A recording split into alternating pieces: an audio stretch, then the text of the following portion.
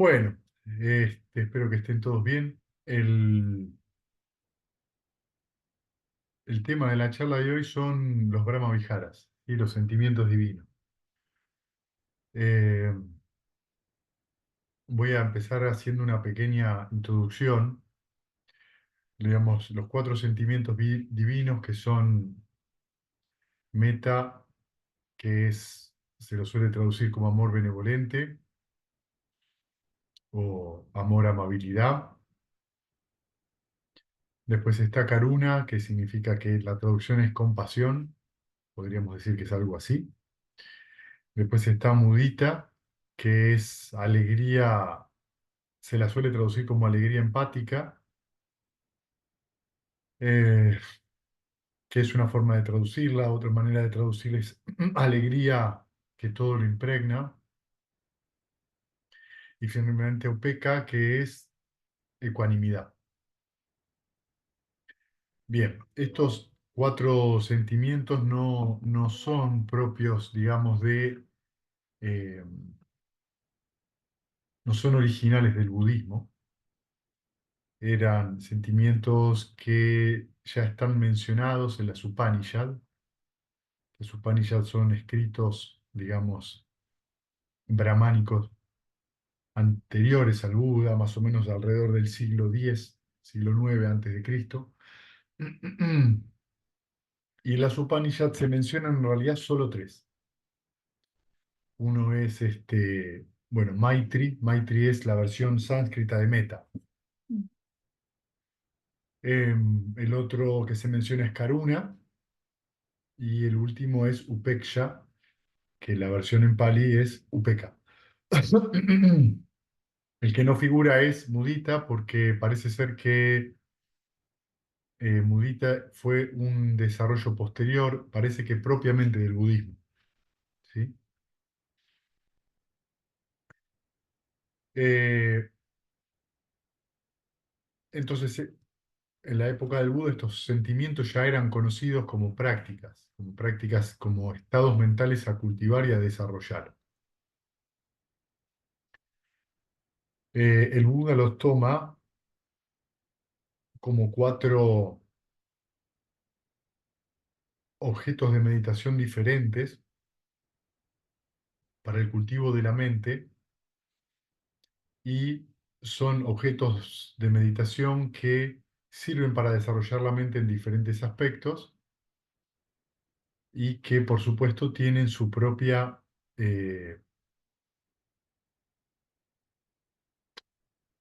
son objetos mentales que permiten balancear la mente, ciertas mentes, con ciertas tendencias, ¿sí?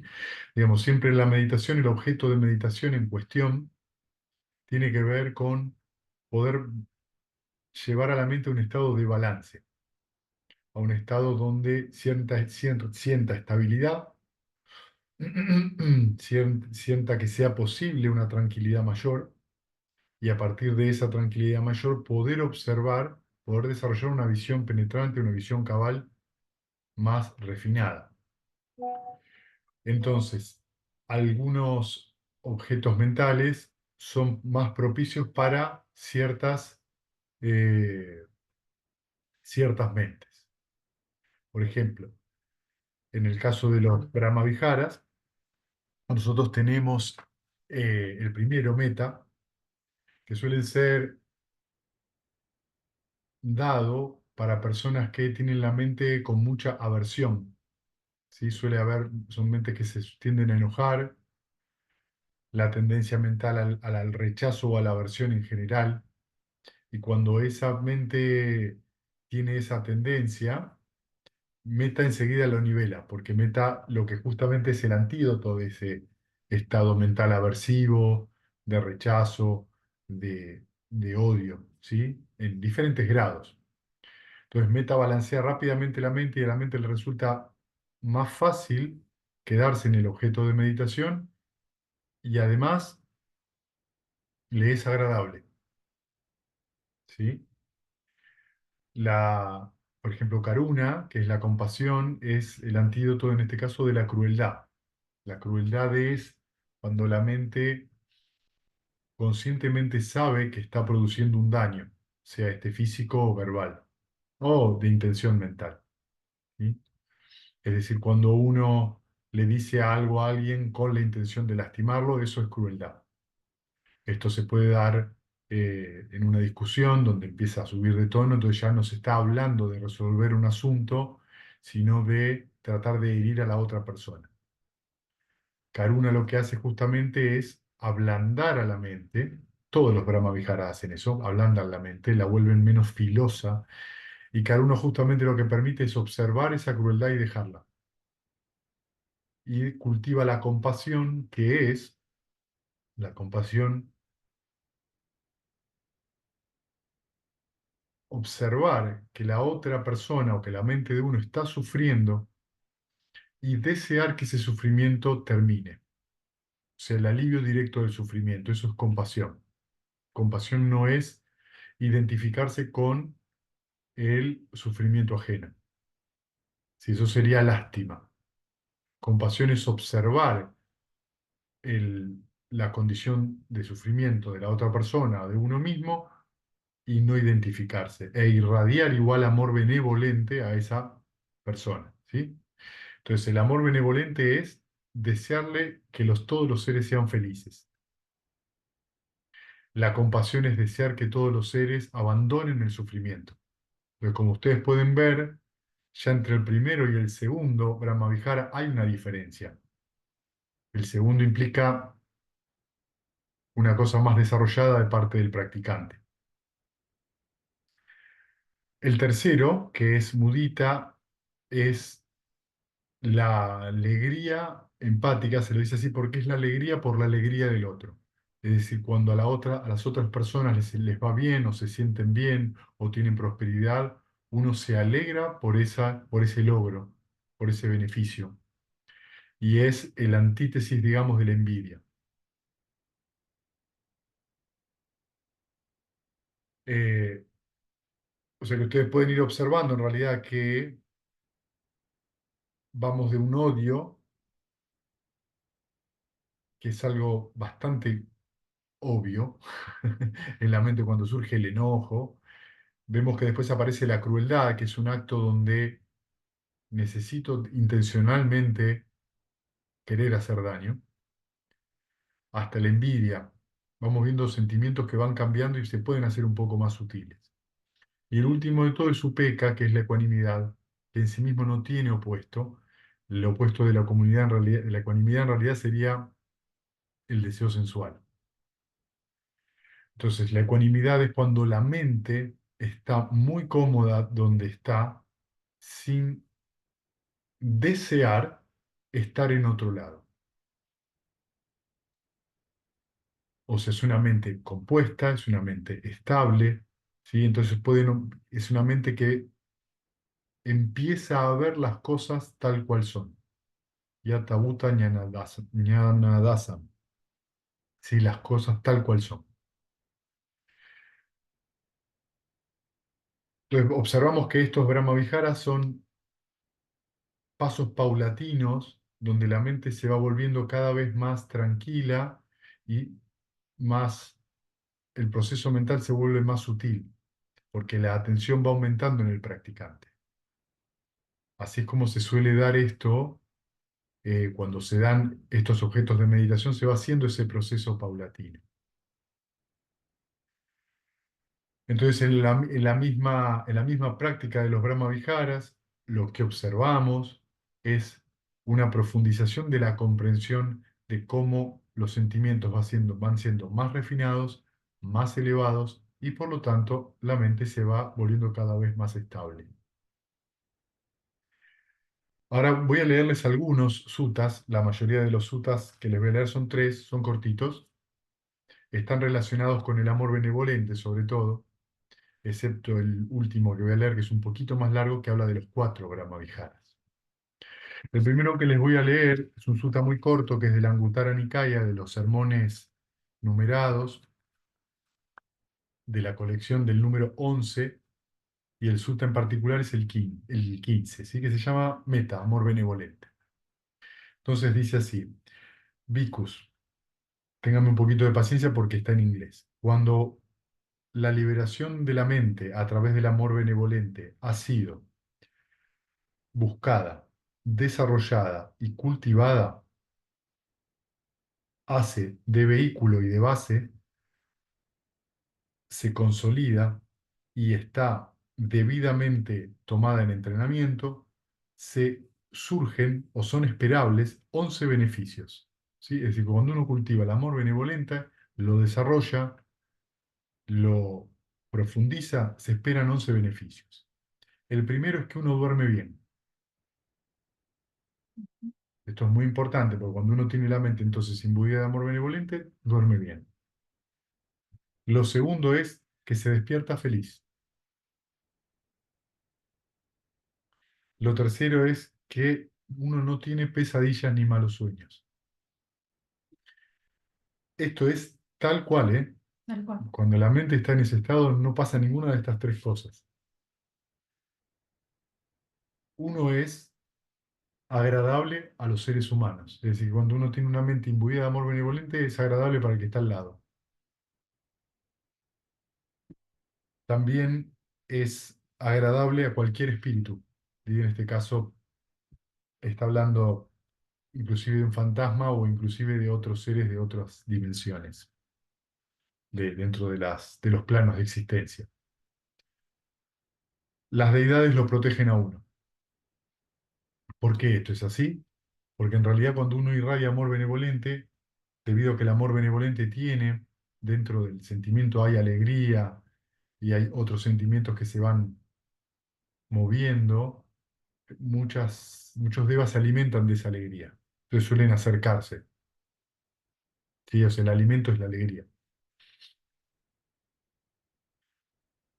El séptimo es fuego, veneno y armas no lo lastiman a uno. Bueno, hay una historia de esto, que creo que es de una mujer que tenía tanto amor benevolente, no me acuerdo bien cuál es la historia del comentario, no estoy seguro si no la estaban lastimando, cómo es, si había tanto amor benevolente que en No, algún no, momento... yo la sé, ¿Eh? yo la sé. Vos la sabés contarla, porque yo no me la acuerdo. Es una discípula laica del Buda que espera al Buda a comer con todos los monjes al día siguiente. Y eh, está haciendo todos los preparativos, pero su marido había tomado una segunda esposa. Esta segunda esposa estaba muy celosa de esta primera esposa porque esta primera esposa estaba muy, muy feliz y contenta, tratando de hacer todo lo posible para que el Buda sea bien recibido, etcétera, etcétera. Entonces en un momento están en la cocina, la segunda esposa, que era más joven, se enoja mucho por toda esta situación y le tira manteca hirviendo en la cara, en la cabeza. Y cuando esta mujer ve que viene la olla con manteca hacia ella, en vez de enojarse, le irradia amor y benevolencia porque entiende, ay, está tan enojada conmigo porque no se da cuenta que, eh, qué sé yo, no sé, se da cuenta de lo que le pasa a la otra persona y no la odia, sino que la irradia y no se quema. Y al otro día viene el Buda y le cuentan toda esta historia y por eso están los sutras. Claro, tengan cuidado, no lo prueben, igual. En este sentido, en el cristianismo también hay varias historias de estas. Ujú. Hay un santo inglés, que no me acuerdo ahora el nombre, que también los soldados romanos lo apuntan con las flechas y tiene tal amor por Dios que disparan las flechas y las flechas no lo lastiman.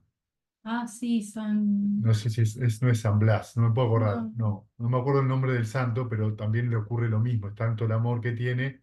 Y después hay una crónica que creo que es de Alfredo el Grande, que después la tomó algún autor histórico inglés, de un rey inglés del país de Anglia, cuando Inglaterra estaba dividido en cuatro reinos y los vikingos, Lothbrok, invaden,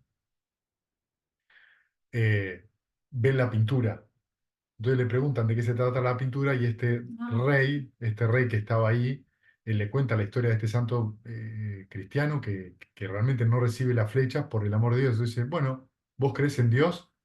porque este rey les había dicho a los vikingos que se transformaran al cristianismo. Entonces, bueno, haceme entender por qué. Si realmente vos podés evitar que las flechas se claven en tu cuerpo, yo me transformo en cristiano. Pero entonces vos esquivás la flecha. Entonces el rey dice, bueno, bueno, no, esto es una historia, ¿eh? No, no, ahora sí, probemos. Y bueno, no, lo matan. Guarda entonces con eso, ¿sí? Bien.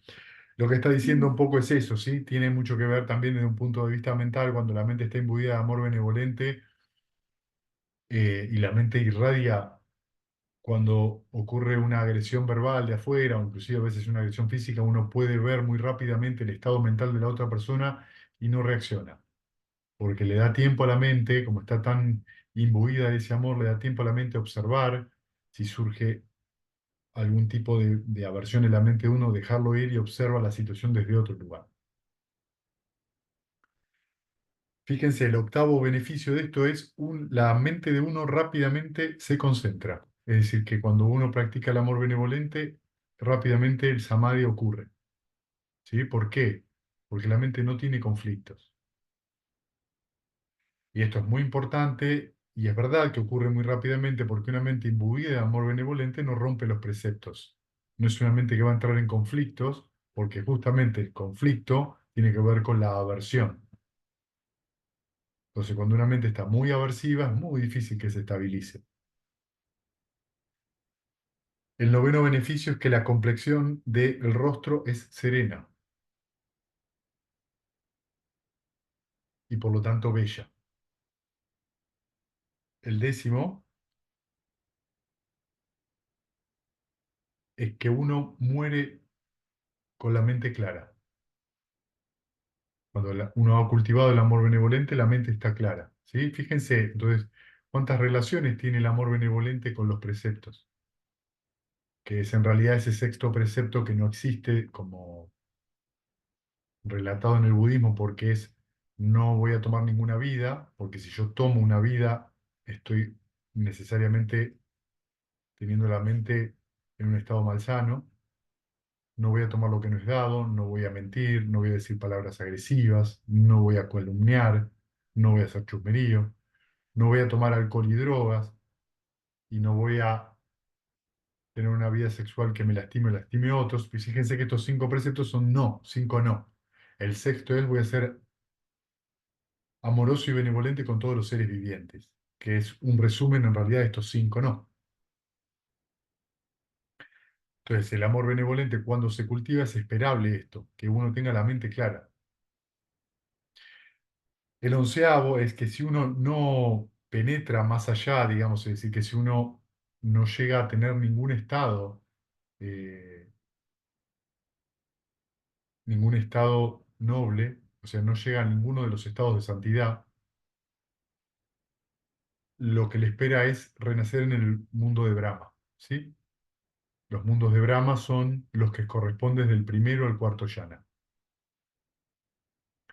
que son seres que viven cantidad de vida enorme, que tienen la mente en un estado de yana continuo, ¿sí? O sea, que son existencias muy placenteras, muy apacibles, muy serenas, ¿sí?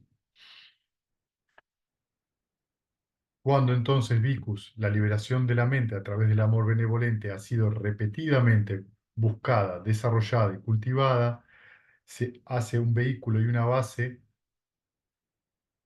se consolida y se toma debidamente el entrenamiento, estos 11 beneficios son los que uno espera. ¿Sí? O sea que el cultivo de del amor benevolente o de cualquiera de los Brahma Viharas trae estos beneficios. ¿Sí? Entonces es muy importante que cuando uno practica el amor benevolente no lo practica únicamente cuando se sienta a meditar, lo practica también fuera de la meditación. Entonces cuando se despiertan a la mañana, si tienen la mente que está pensando en pavadas, lleven la mente al amor benevolente, empiecen a irradiar.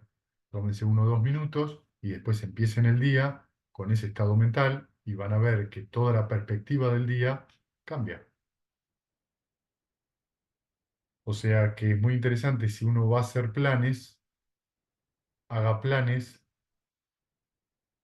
con la mente abierta, no que empiece a pensar obsesivamente sobre todo lo que va a hacer en el día, porque no trae eso ningún beneficio, sino lo que trae es preocupación.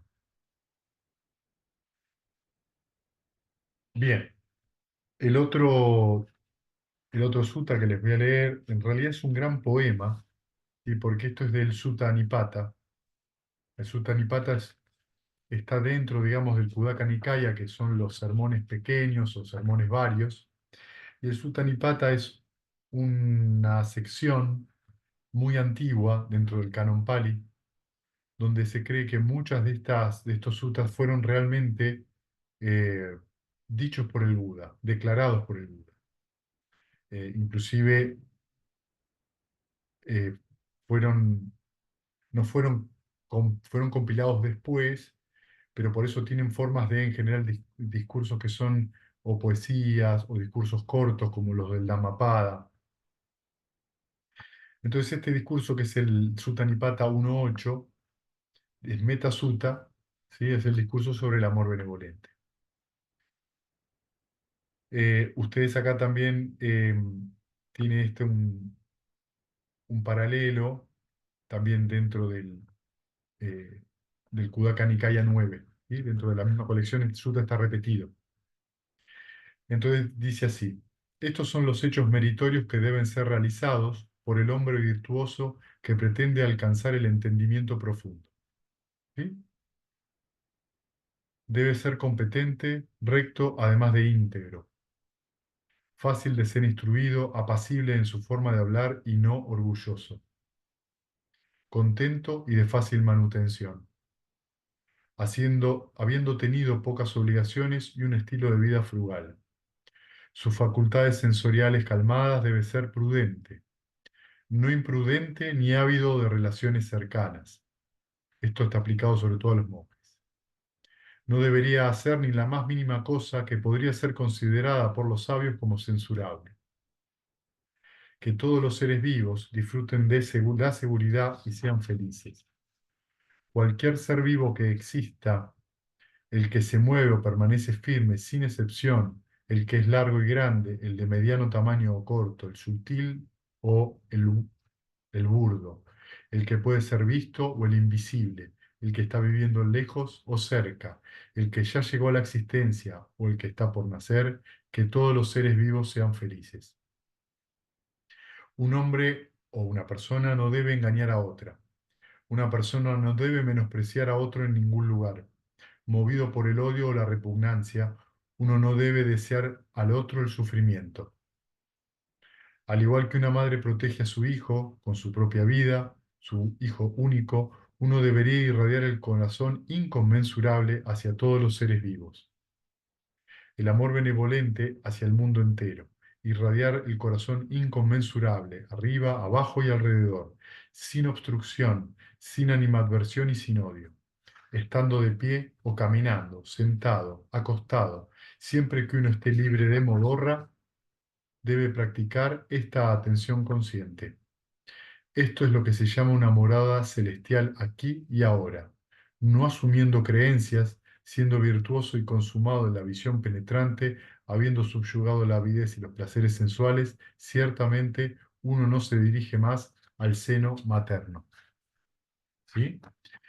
Entonces, lo que el sutta este está diciendo, eh, digo que es como un poema muy directo, está hablando de varias cosas. Lo primero está hablando de que una persona debe ser fácil de ser enseñada. Eso implica que la persona tiene que escuchar. Y escuchar es todo un arte. Si en general no escuchamos, en general lo que hacemos es comparar nuestras opiniones con lo que nos dicen. Y cuando en general nos dan una instrucción, nosotros escuchamos, sí, sí, sí, sí, pero decimos, y eso significa que ya estamos dejando de escuchar para hacer valer nuestro criterio, sin haber realmente oído la indicación. En ese sentido, fíjense que el poema empieza diciendo que los hechos meritorios de un hombre virtuoso o una persona virtuosa es quien sigue los preceptos, que pretende alcanzar el entendimiento profundo, es decir, que la ausencia de conflictos en la mente es una condición para comprender las cosas. Debe ser competente, recto, además de íntegro. ¿Sí? Esto es lo que quiere decir. En general, lo que quiere decir con competente es atento. ¿Está bien? Y lo que quiere decir con recto, yo no sé bien la palabra en Pali, acá cómo es la traducción, pero vieron que el óctuple noble sendero, que es recto punto de vista, recta intención, recta palabra, recta acción, recto medio de vida, recto esfuerzo, recta atención o recta concentración, se lo suele traducir como recto y la palabra en pali es samma, pero en realidad la palabra samma significa armonía. ¿Sí? Es decir, que en realidad cuando hablamos de recta atención estamos hablando de atención armónica. Cuando hablamos de esfuerzo, esfuerzo armónico. Y fíjense cómo cambia si uno lo expresa de esa manera y no como recto. Se lo suele llamar como recto porque en realidad es el camino más corto hacia el abandono del sufrimiento, pero quiere decir armónico. Entonces fíjense de vuelta cómo se mezcla la traducción con meta. Si la mente no está armónica, es muy difícil que la persona pueda ver el sufrimiento y mucho más difícil abandonarlo. ¿Por qué? Porque está identificado. Entonces, fácil de ser instruida, que es lo que le decía antes, apacible en su forma de hablar y no orgulloso. Entonces, fíjense cuántas veces, sobre todo en las entrevistas, a veces uno trata con el maestro de hacer valer el punto de vista que tiene.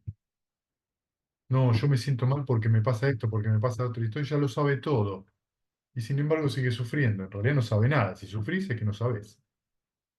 Sabiduría y sufrimiento se autoexcluyen. Si surge la sabiduría no puede haber sufrimiento. Lo que hay es información intelectual, que no es lo mismo.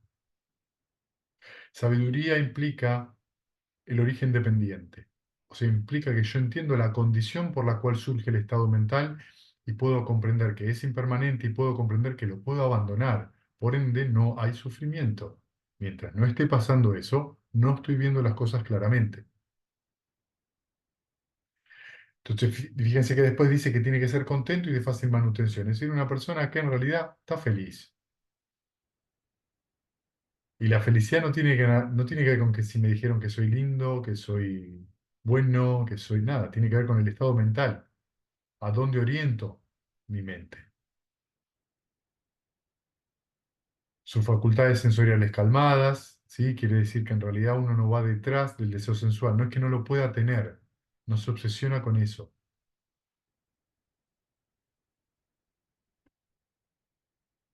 Y fíjense que después dice que todos los seres vivos disfruten de la seguridad y sean felices.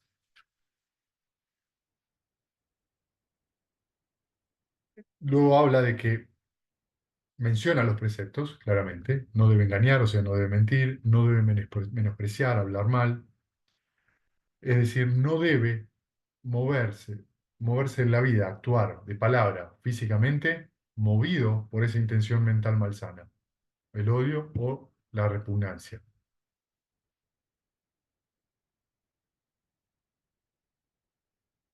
Y luego habla del amor benevolente directamente, ¿no?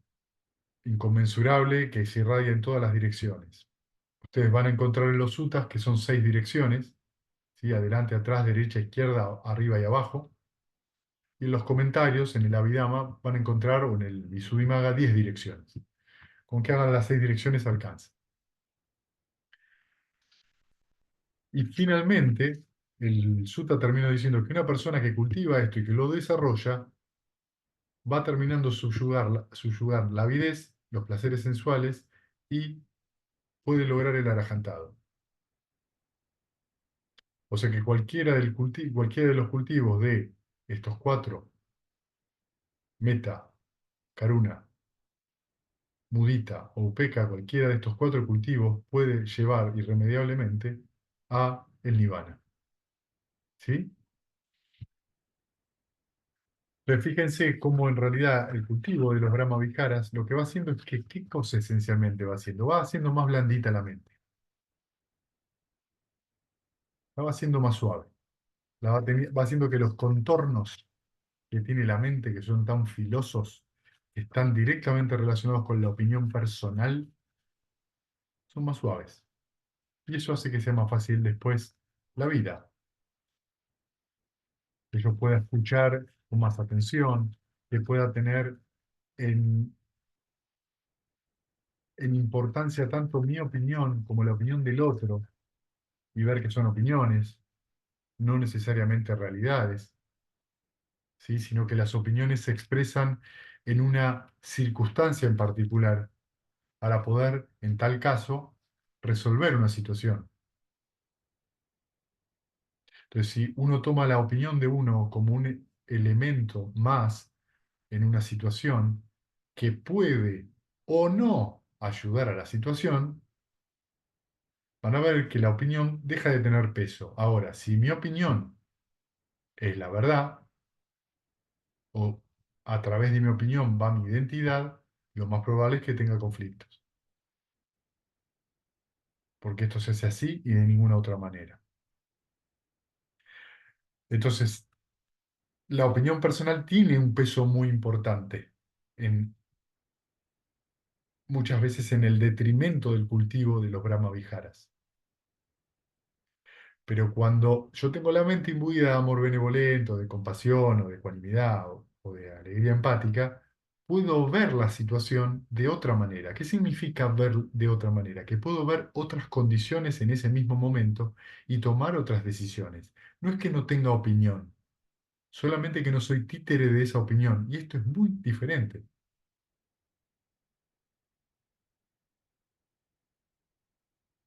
Una de las cosas que se abandonan cuando uno entra en la corriente, cuando se entra en la corriente, lo que se abandona es Sakaya Ditti, es decir, el cuerpo de el pensar, sería como la traducción. Lo que se abandona se lo traduce como opiniones erróneas.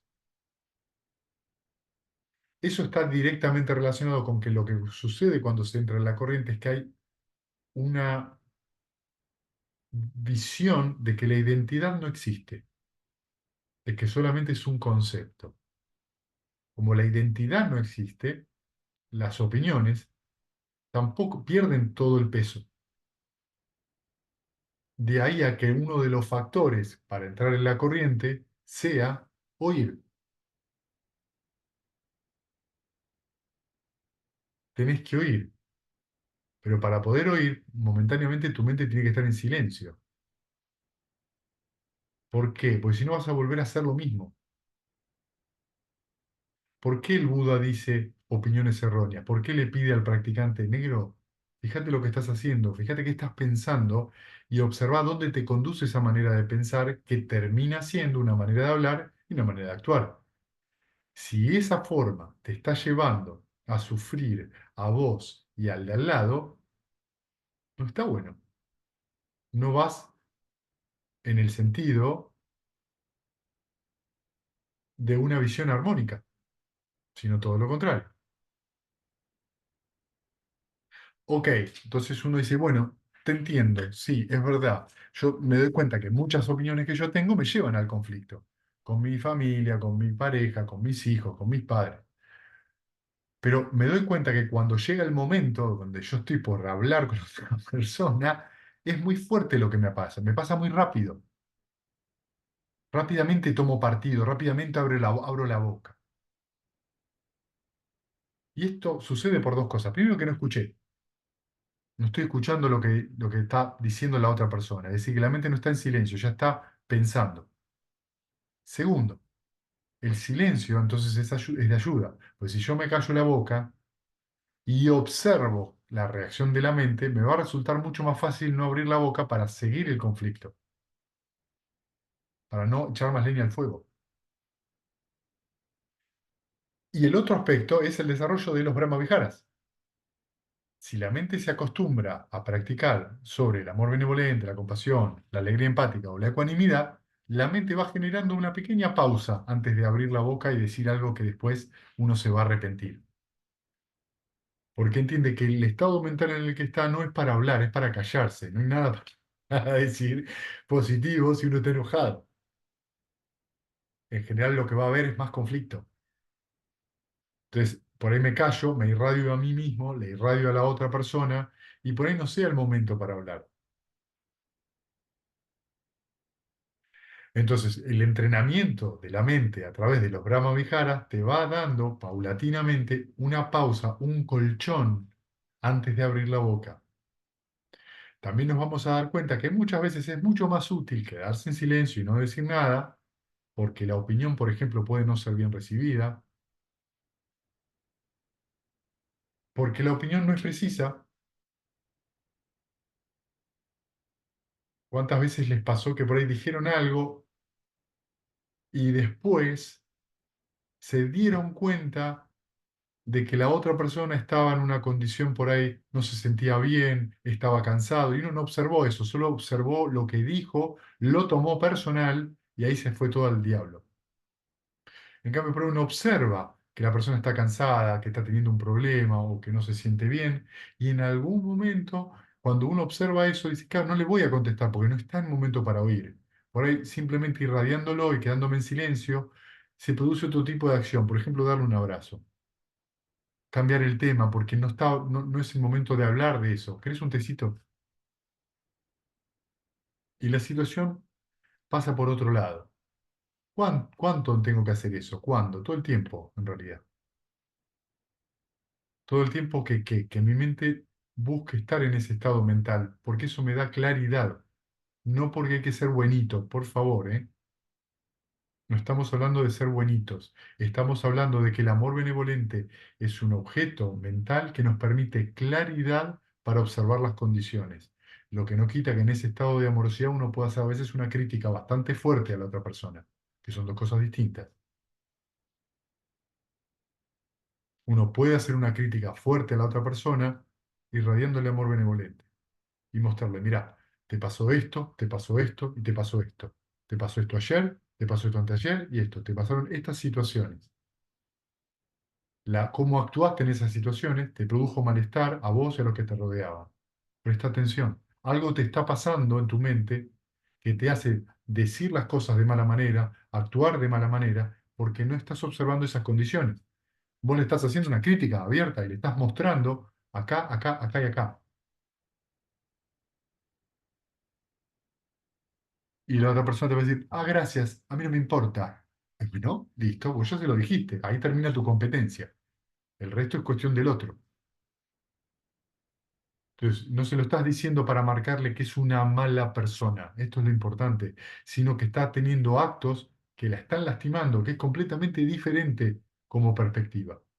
Uno está buscando a través de eso, tiene Samma Sankappa, recta intención, intención armoniosa, que significa, tengo la mente imbuida de amor benevolente y tengo la intención de marcarte eso con amor para que te des cuenta que algo te está pasando. Presta atención a qué obstáculo tenés y déjalo. No sos mejor, no sos peor, simplemente es que la vida se te vuelve más miserable.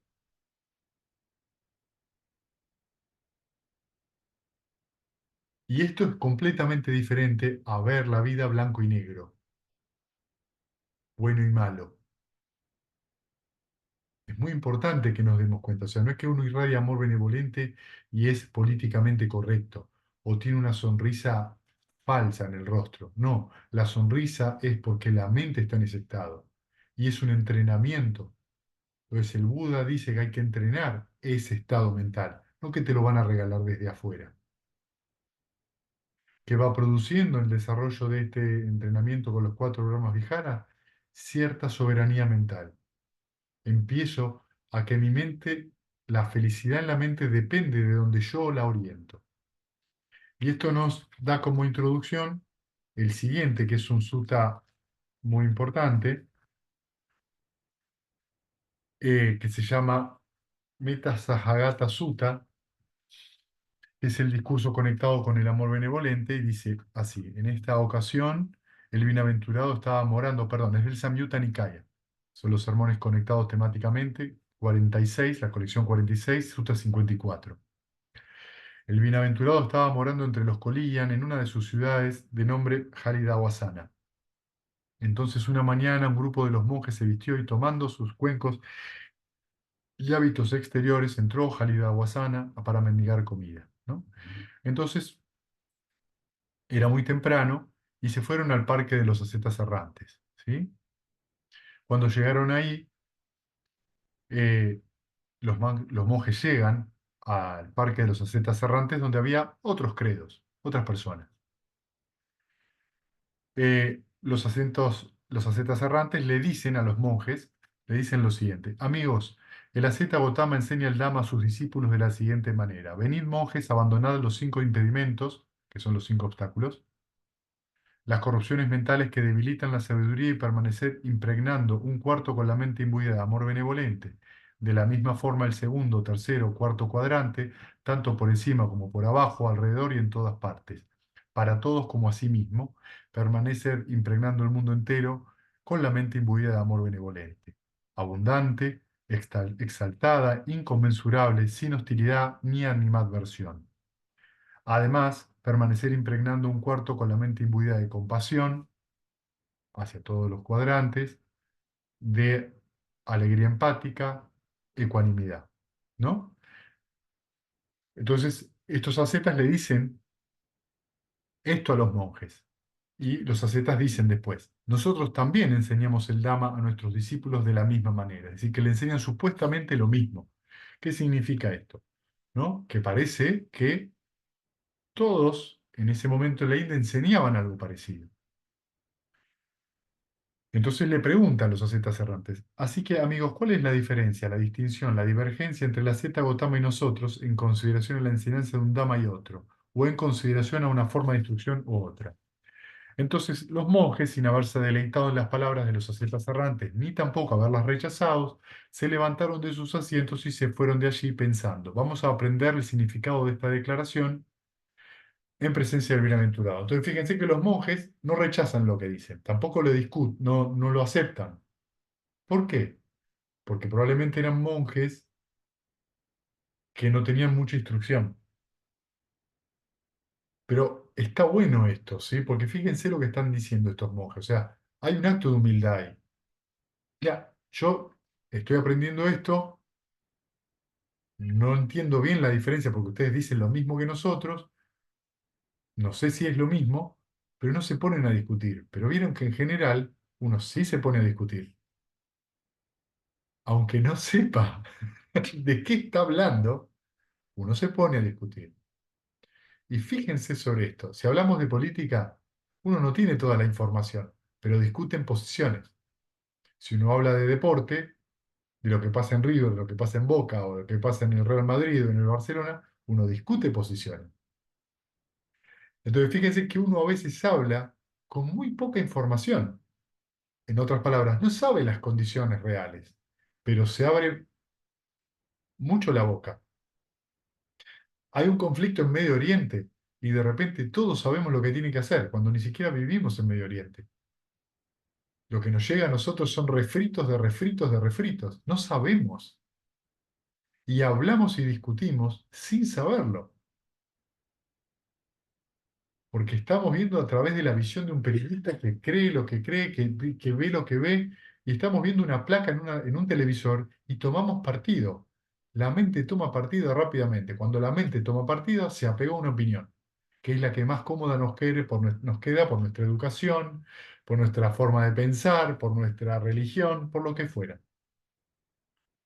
¿Trae esto menos conflicto en Medio Oriente? No. Ahora, no solo hay conflicto en Medio Oriente, sino en Buenos Aires.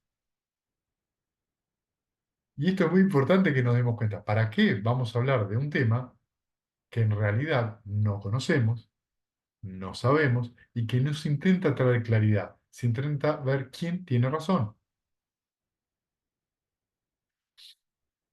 Bueno, entonces es interesante que los monjes hayan tomado esa decisión. Mira, no sé, la verdad, nosotros lo practicamos, pero no sé.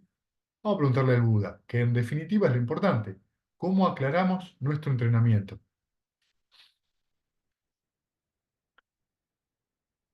Entonces, fíjense lo que dice el Buda. Monjes, cuando los ascetas de las otras sectas hablan de esta manera, debería preguntárseles así: Amigos, ¿cómo se logra la liberación de la mente a través del desarrollo del amor benevolente? ¿Cuál es su destino?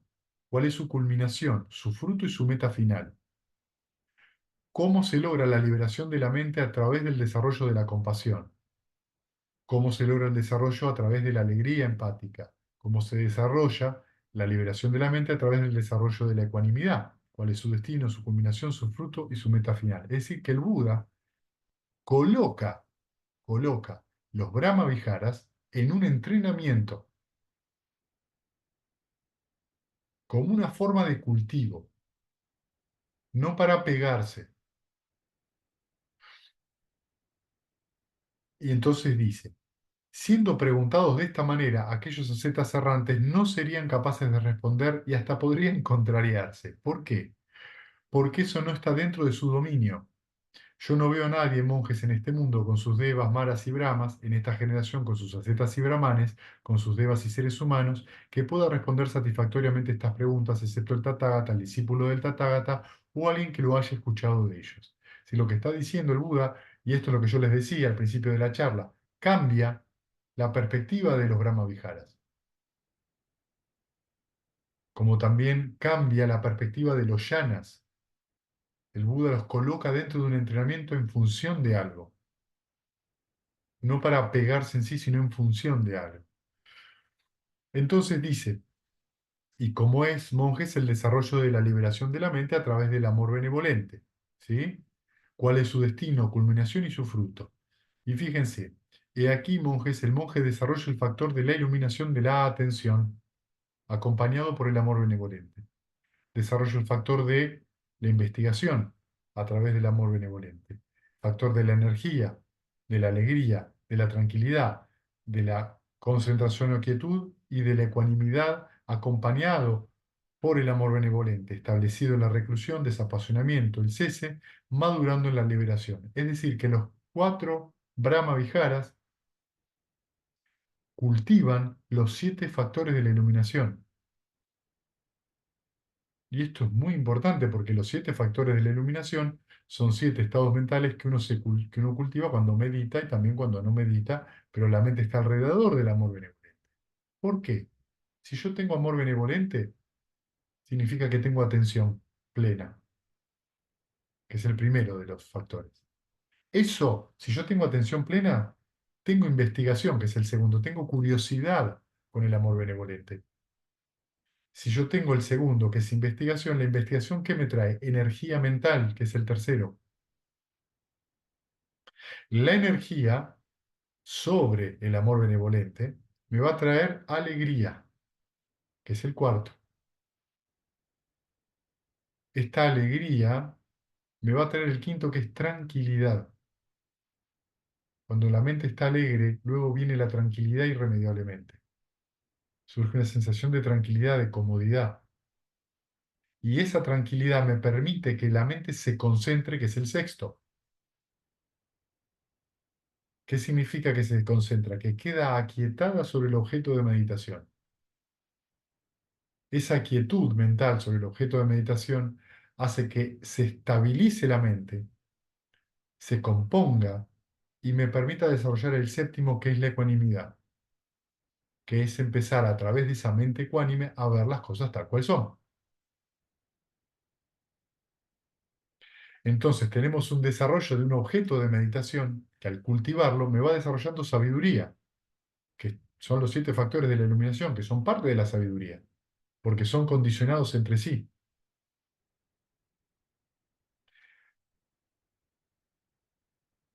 Entonces, estos 7 factores cultivan, dice, establecido en la reclusión, que es que la mente está alrededor del objeto de meditación, sería una interpretación. La otra es que estoy meditando. Y la otra de la reclusión es que estoy en llana. Desapasionamiento, el cese madurando en la liberación. Es decir, que me va llevando a liberarme. Fíjense que dice desapasionamiento. Significa qué cosa. Que lo que va haciendo es reduciendo la emotividad de la mente, las explosiones de la mente, la dureza de la mente.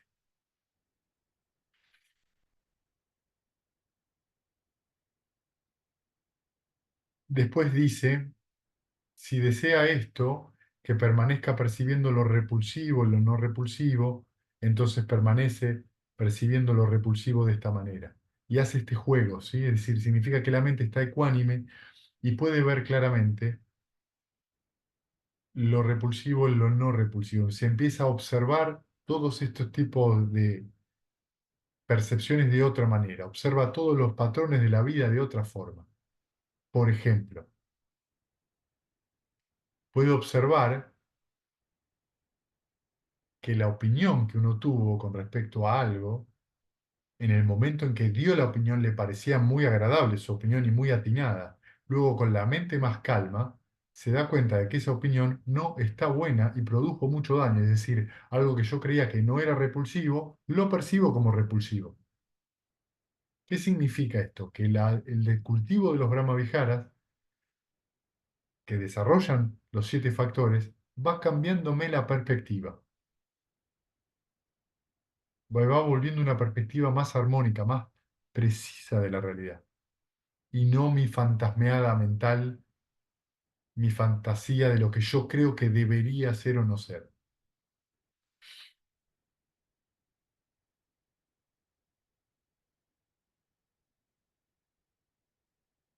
Entonces,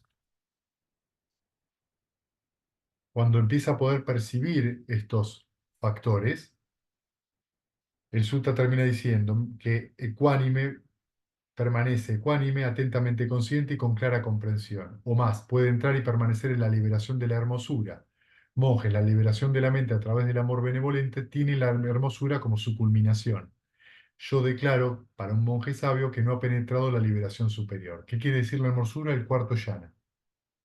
Es decir, que el amor benevolente puede servir como objeto de meditación hasta el cuarto yana.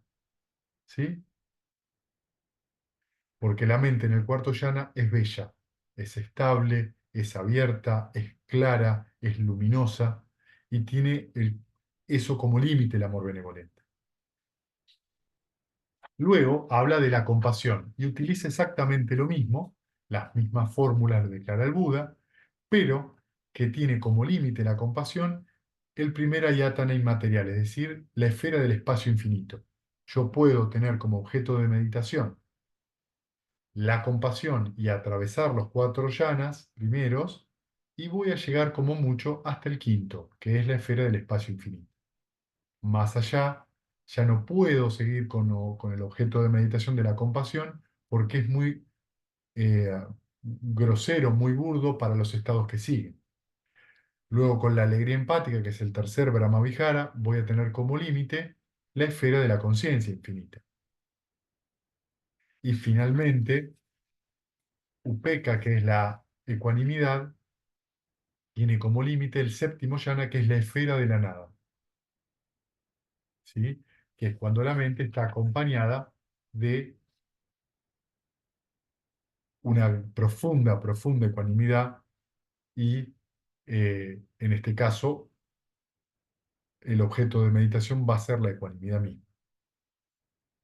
Entonces, fíjense que lo que dice el Buda es que los Brahma Viharas nos pueden acompañar hasta el séptimo yana.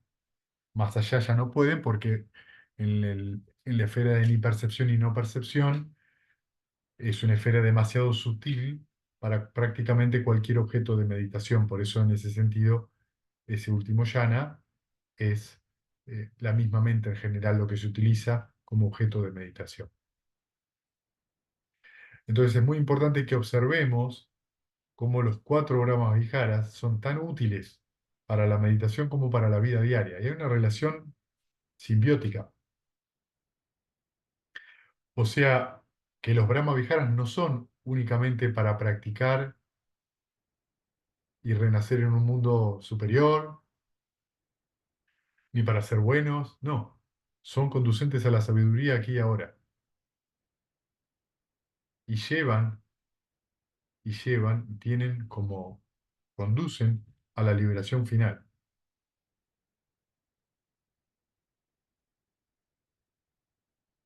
Esa es una de las razones por las cuales en general en la sangre de la luna llena utilizamos estos 4 objetos de meditación como objetos de meditación, porque suelen ser muy, muy, en líneas generales, muy flexibles y la persona rápidamente encuentra que la meditación se le vuelve más sencilla. Hablamos de personas que tienen tendencias mentales marcadas a la aversión o a la crueldad o a la envidia, ¿sí? Para las personas que tienen una tendencia mental a la duda muy, muy grande, a la especulación muy, muy grande, a veces los Brahmaviharas no resultan tan eh, eficientes si la persona se anda preguntando mucho qué es lo que está sintiendo, y en ese caso la respiración suele ser un objeto mental más propicio, ¿sí? Bueno, he hablado durante una hora, ahora les toca a ustedes si tienen preguntas con respecto a la charla, si tienen preguntas con respecto a su práctica. Mientras piensan las preguntas, les cuento que este jueves ya viajo para Córdoba. Vamos a hacer allá un retiro de 5 días. La verdad que estoy muy entusiasmado y allá la gente de Córdoba también. Así que bueno, es una de las actividades que compartimos. La otra actividad que también de paso les comento es el último domingo de junio, que es el domingo 30 de junio, si no me equivoco, que es la jornada acá, todo el día. Si tienen ganas de venir y agendárselo, el 30 de junio se hace una jornada de meditación. Bueno, ahora sí, las preguntas que quieran.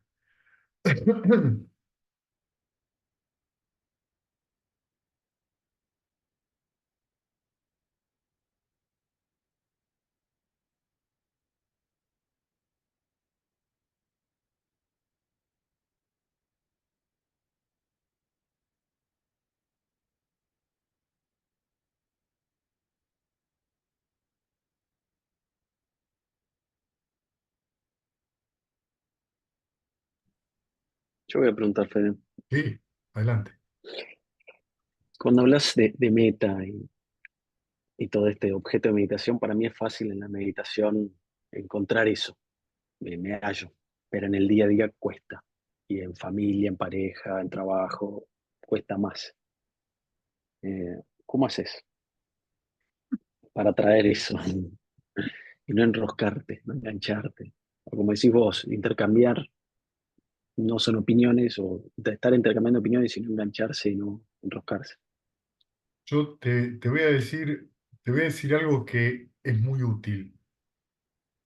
Te voy a decir que algo que es muy útil. Por supuesto que meditar todos los días ayuda un montón, porque cuando uno medita 1 hora diaria, la mente ya ha tenido una cuota de amor benevolente de 1 hora y está más blanda. Y estoy seguro que si vos meditas 1 hora y después pasás el día, vos sentís que el día es de una manera, y si no meditas, el día, tu mente no está de la misma manera, no está con la misma esponjosidad, ¿sí? Y este es el primer factor que te tenés que dar cuenta. Lo segundo, lo segundo es observar el silencio. No te das una idea la cantidad de problemas que trae hablar fuera de tiempo, que trae hablar,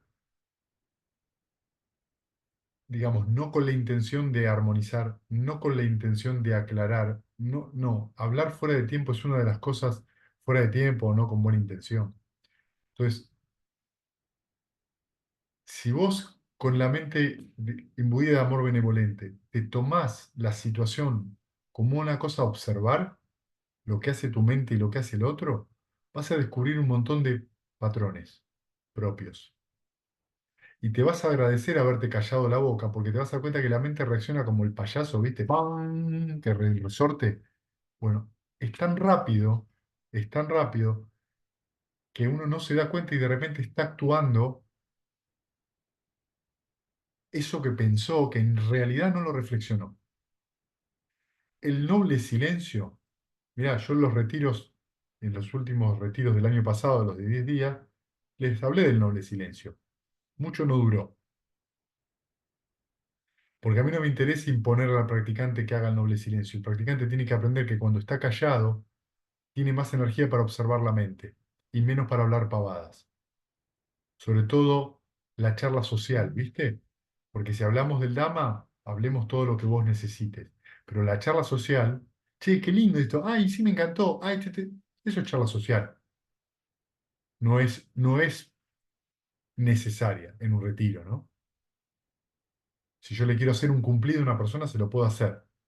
Pero muchas veces, inclusive en una charla así de un cumplido, por ejemplo, yo tengo un practicante que hace muchos esos cumplidos con las personas, cuando en realidad ese cumplido lo hace a partir de sentirse él menos.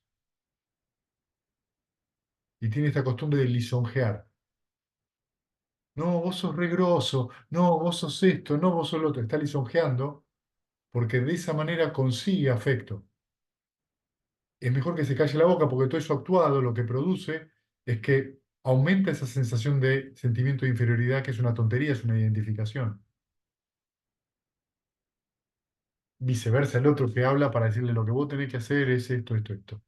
Y si vos te callás y observás la reacción de la mente, te hiciste un favor enorme. Porque cuando vos quedás en silencio, podés ver la reacción de la mente, no actuás, te tomás unos segundos o hasta un minuto para irradiarte y después volví a observar la situación y vas a ver que lo que vas a decir no era igual que lo que, que un minuto antes estabas pensando. Lo más probable es que diga, no, no, ni siquiera quiero hablar, porque sé que si hablo me meto en una. Te voy a dar un ejemplo, que es muy típica. Vos vivís en edificio, ¿sí? Te levantaste a la mañana, fuiste a trabajar, te tomaste el ascensor y subió una señora que venía en el ascensor. La miraste, ¿qué tal, qué tal? Y la señora dice, y con este clima y esta humedad, qué calor, qué comodidad que hace. Y ya se está quejando la persona. Y en ese momento, por educación, sí, sí, qué calor, ya te estás quejando vos también. Hasta ese momento no está pasando nada, es terrible. Y además es que es terrible que hace este calor, la situación del país. Ya está, charla inútil, charla inútil. Y es una pavada, pero por ahí te encontrás hablando, te fuiste del ascensor, llegaste a la calle y tuviste un intercambio que no duró un minuto, pero ya la mente está aversiva, porque el clima no se puede cambiar. Quejarte no te va a hacer estar más cómodo. Y estas son las charlas inútiles que uno hace. ¿Por qué? Porque en realidad no está hablando con la mente atenta, está divagando, está actuando, está hablando sin pensar. Hay dos palabras en Pali, una es vitaka y vichara, que es pensamiento aplicado y pensamiento sostenido. Se lo llama eso como verbalización mental. ¿Viste cuando uno empieza con el amor benevolente y dice que mi mente esté en calma, que mi mente esté pacífica? Eso es vitaka y vichara. Pensamiento aplicado, el amor benevolente, pensamiento sostenido. La verbalización mental me ayuda a alimentar el sentimiento. Pero esa verbalización es consciente. Lo peligroso de esto es cuando surge esa verbalización que yo no me doy cuenta y empiezo a hablar. Y se me empiezan a escapar las palabras como hormigas y a decir cosas que no quiero decir, pero me veo en el medio, ¿y cómo estoy diciendo esto? ¿Eso por qué? Porque uno no se quedó en silencio. El noble silencio tiene un sentido. Entonces, la meditación es fundamental y el silencio es el otro aspecto.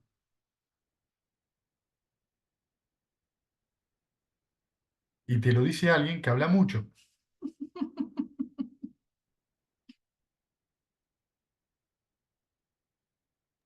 En el Dama. No, a veces hablo mucho, ¿entendés? Puedo hablar mucho. Muchas veces estoy hablando con mis hijos y estoy haciendo chistes con ellos todo el tiempo. Hablando pavadas, se ríen, se divierten. Y es simplemente una charla donde nos estamos divirtiendo.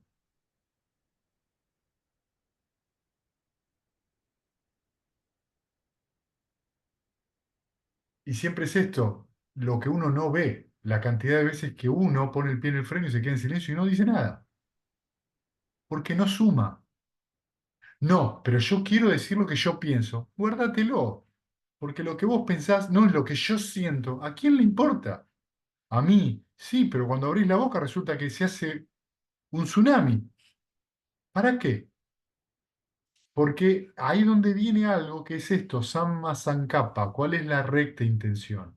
Mi intención es hablar con amor y aclarar el asunto, o mi intención es quejarme.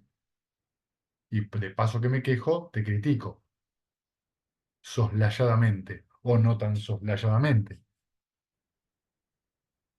Callarse la boca te da energía para observar el funcionamiento más importante que es cómo está esto.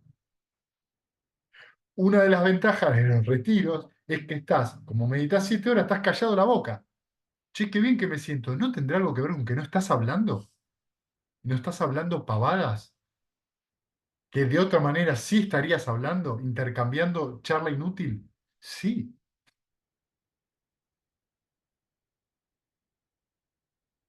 pero ahí es donde va, ¿viste? Donde se manifiesta la opinión. Y si me quedo callado, me van a pasar por arriba. No, nadie te va a pasar por arriba, porque cuando vos ves que la otra persona dice, no, espera, no, eso no. Podés poner un límite claramente. ¿Por qué? Te explico. Y ahí viene otra cosa, pero viene de otro lugar, no viene de estar. Es porque vos pudiste observar ese proceso que te iba a llevar a decir una tontería, observaste dónde vos estás apegado, lo dejaste ir, y entonces cuando vos abrís la boca, la abrís de otra manera, decís otra cosa. El silencio es la posta. Por eso van a encontrarse los suttas que muchas veces dicen, ahí viene la Zeta Gotama, por favor, callémonos la boca, porque la Zeta Gotama disfruta del silencio. No, ¿qué es lo que no le gusta? Va, pa, estar hablando todo el tiempo cosas que no tienen sentido. Lo que no quita que no sonría. El Buda sonreía un montón de suttas. Él dice que el Buda está ahí, se acuerda de algo y sonríe, algo que le trajo una gracia. Pero cuando después hablaba, lo hacía con la intención de enseñar algo. Por supuesto que uno no, siempre que habla va a enseñar. A veces lo que va a hacer es compartir con el otro, escuchar, ¿sí? Por ahí tener que decirle algo a la otra persona de una manera amorosa para que el otro entienda, mirá, eso a mí no me gusta por esto y por esto. Entonces nos acercamos con eso. Mi intención no es criticar al otro, sino decirle, mirá, yo me siento de este modo. Por ahí si actuáramos de otra forma esto tendría otro resultado. Pero para observar eso, el silencio ayuda.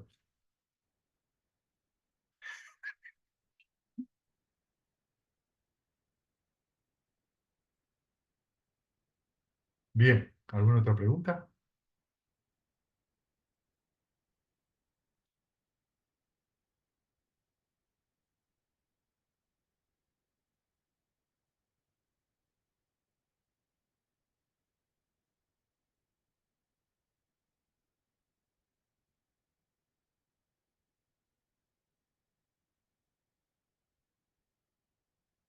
Bueno, muy bien. Se refugiaron en el noble silencio. Bien. Le dijiste que se callara.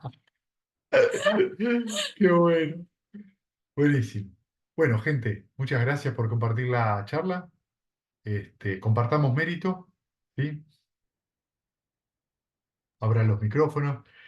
Que los que Que los sufren que sean sufren libres sean del libres del Sean libres del sufrimiento y los sufrimiento, sufrimiento aterrorizados y los intrépidos sean. aterrorizados Que intrépidos los sean. afligidos los se Que los despojen afligidos de afligidos todo se de dolor, despojen todo de que todo dolor, todos dolor los seres todos se y que los todos seres encuentren los se en seres se encuentren en encuentren que alivio, todos los alivio. seres todos los Que seres compartan todos los este seres compartan este mérito compartan y este mérito hemos mérito adquirido que para el hemos logro de adquirido todo tipo para de el logro de felicidad. todo tipo de felicidad. Los felicidad. seres que Los habitan seres el que espacio y habitan el la El espacio y tierra la espacio y la tierra deban tierra de gran deban y poder hagas de gran compartan poder, este mérito compartan este nuestro compartan este mérito y que nuestro mérito por y que mucho nuestro por que mucho tiempo por tiempo mucho protejan la tiempo protejan la dispensación divina. protejan la dispensación del dispensación del mundo. Sadhu, mundo. sadhu, Sadhu, sadhu. sadhu, sadhu.